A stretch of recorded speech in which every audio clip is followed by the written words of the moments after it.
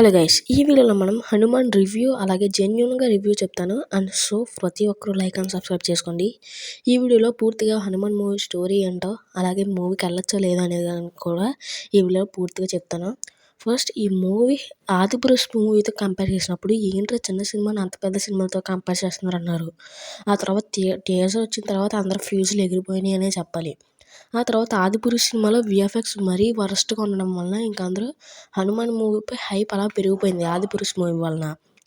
ఇంక ఈ సినిమా రివ్యూతో అందరూ ఆదిపురుష్ విఎఫ్ఎక్స్ షాట్స్ మీద ఓమరవుతూనే చాలా ఎక్కువగానే ట్రోల్ చేస్తున్నారు. ఎందుకనేది ఈ వీడియో పూర్తిగా చివరి వరకు చూడండి, ఈ వీడియోలో చెప్తాను.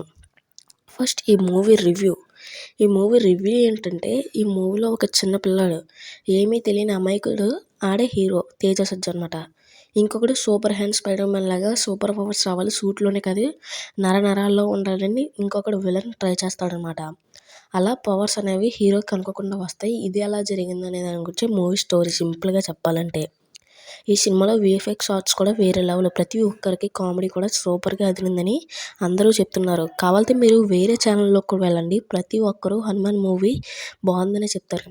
ఇంకోటి విఎఫ్ఎక్స్ షాట్స్, ఇది ఆదిపురుష్ మూవీ మీద డబల్, చాలా అంటే చాలా రెట్లు బెటర్ అనే చెప్పుకోవాలి.